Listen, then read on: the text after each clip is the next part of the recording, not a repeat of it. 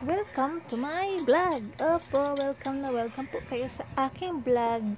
At ayun nga po, ay ang gagawin ko po ay magluluto po tayo ng 2 in 1. Oho, isa pong chicken sa tanghon na may opo na walang kulay at bangus tausi.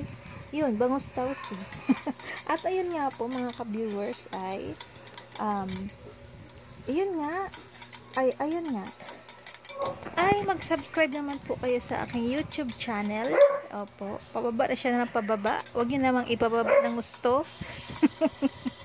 Sobrang baba na ho siya talaga at wala po tayong magagawa dahil ganun po talaga ang numero, pababa ng pababa. At ayun nga mga ka-viewers, yun nga, ikwento ko lang sa mga ka-viewers at ako'y totoo lang tinatamad na talaga akong gumawa ng mga vlog.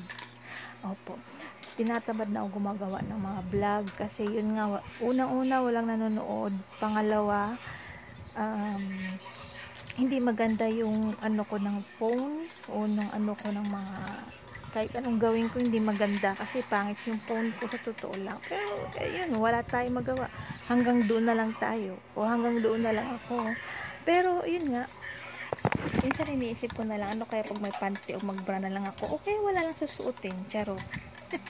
Kala mo ganda ng katawan, ay nako, baboy naman ang katawan ko, balyena pa nga, sabi nga ng mister ko, dambuhala.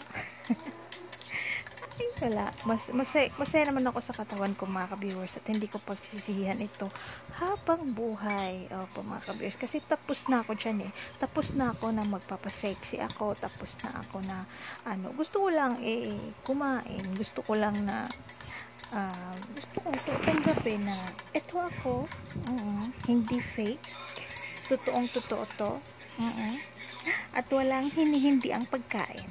Hindi, sa totoo lang, okay lang naman yun na medyo magbawas din ng pagkain, 'di ba? Pero hindi ko na inaasahan yung katawan ko na babalik sa dati. Tapos na yun eh. Tapos na yung pagka 20 years old ko and above. Nandito na ako sa 40 years old and above na. O, diba? Minsan nga, may mga kakilala ko, lalo na nung nakita nila ako na napaka-sexy ng aking katawan noon. O, diba? Tapos sabihin nila, oh my God, tumaba ka na. Sasabihin ko, ay, thank you. At hindi ako pumangit. Charot. Ganun talaga. Kontento na kasi ako sa katawan ko. Tanggap ko na ganito ako. Konting exercise. Hindi lang konti. Grabing exercise. Kailangan lang natin talaga ng exercise lagi-lagi. Hindi ko na inaasahan na pumayat pa ako. Hindi na. Thankful ako at dumating ako sa pagiging 40 years old ko. At least kahit papano, ramdam ko pa rin sa sarili ko na healthy ako.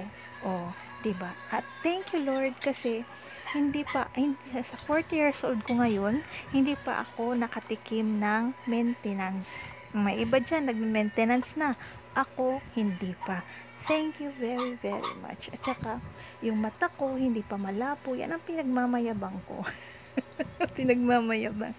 Oh, kahit sino namang tao, di ba? Pag dumating ka ng 40 years old, yung mata mo hindi pa malabo. At pasensya na kayo sa aking background kasi nanonood ang aking mister sa sala at open na open ang kwarto kasi nga mainit ang pakiramdam ko ngayon. Hindi ako mainit ang panahon ngayon. At ayun nga, back sa aking mga subscribers. Ayun, hindi ko alam kung nasaan na sila ngayon. Nagsisialisa na siguro kasi naboboard sila sa aking YouTube channel. Ewan ko, pero pag pinapanood ko naman ang aking YouTube channel, maganda naman kasi syempre ako ang gumawa eh. Kaya nawiwili ako sa aking YouTube channel. At ayun nga mga ka-viewers ko, ginagawa ko na lang ng memories sa aking YouTube channel mga ka-viewers. Yung memories na noon pinapanood ko ang aking YouTube channel na nakakapagluto ako ng mga ganitong luto, 'di ba? Na masaya, parang nasasayahan ako. Pag halimbawa nanonood ako mga ka-viewers sa aking YouTube channel, binabalik-balikan ko siya ng binabalik-balikan ng panood. Kasi, yun nga, ewan ko ba habang tumatanda ako, mahilig ako sa memories. Kaya nga hinahalungkat ko yung mga dating mga pictures eh. Dating pictures na baby pa yung anak ko. Dating pictures na ako na baby pa ako. Na ang cute-cute ko. Charot. Ang cute-cute ko daw. Ay, nako. Nagbuhat na naman ako ng sarili kong bangko. Yung kasabihan na yun, dati lagi ko naririnig yun sa mga matatanda, lalo na pag halimbawa, syempre bata, ayan, tapos sasabihin nila, naku, nagbuhat ka na naman ng sarili mong bangko. Sabi ko, wala naman akong bangko na dala-dala ah. Diba? Napaka-inosente ko, grabe. At syempre mga ka-viewers, yung hindi pa po nakapag-subscribe ay iniimbitahan ko po kayo na mag-subscribe sa aking YouTube channel. Kaya pindutin nyo lang po yung subscribe po dyan.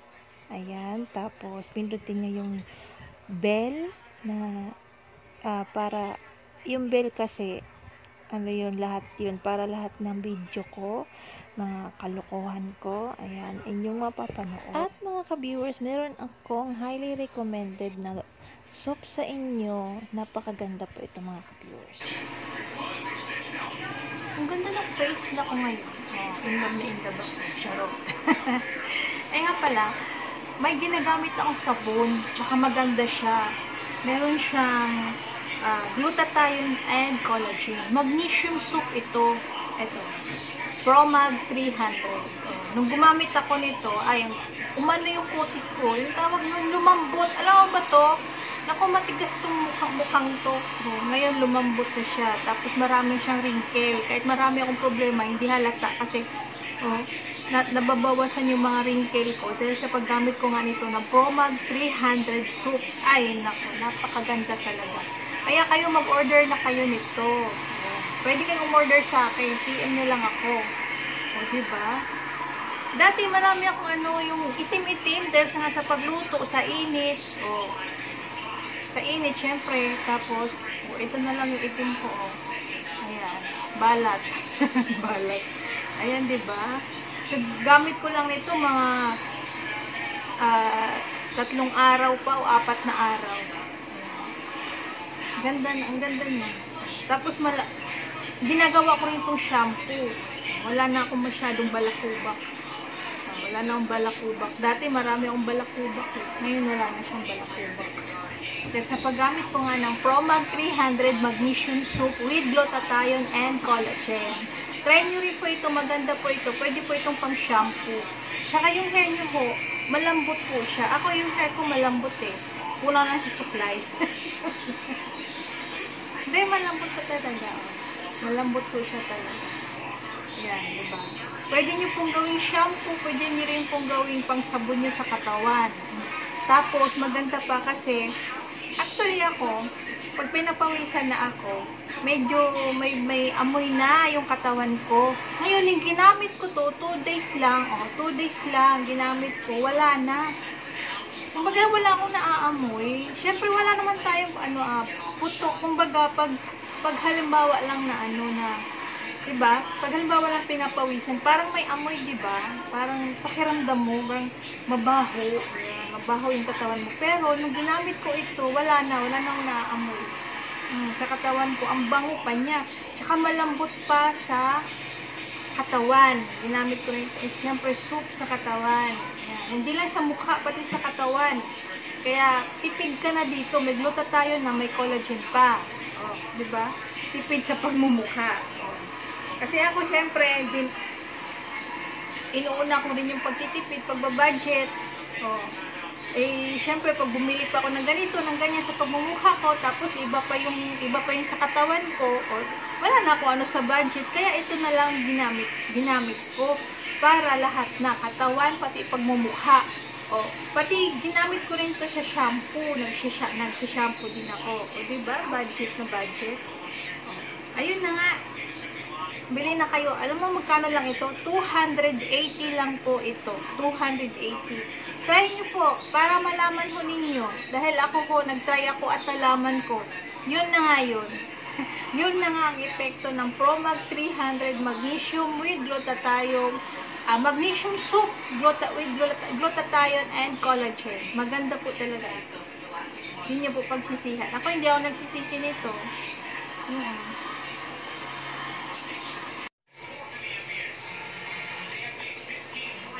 Ginamit din ito ng aking anak. Ito rin ang ginamit niya. Sabi nga niya, kwento niya sa akin, nang ginamit niya daw to, meron silang activity sa school, nagsisisayaw siya. Ngayon, dati, ang ginagamit talaga namin tawas. Ginagamit talaga namin yun. Dati, pag halimbawa pinapawisan siya, nangangamoy na siya agad. Gugamit tawas na nga. Pero nung ginamit niya to, hindi daw nangangamoy. Ang saya-saya daw niya. Kasi hindi nangangamoy yung katawan niya. Hindi nangangamoy yung kilikili niya. Mabango. Sobrang bango. Sa totoo lang, mabango talaga to. Ibang-iba po talagang amoy nito. Mabango. Tsaka magnesium soup ito. Magnesium soup. Promag 300. Kaya bili na ho kayo na Promag 300. Try niyo po ito. At ngayon nga mga ka-viewers, natapos din ako sa aking pagbo-voice over at luto na rin ang tausi at andito na lang po tayo at sa sunod po ulit, the end.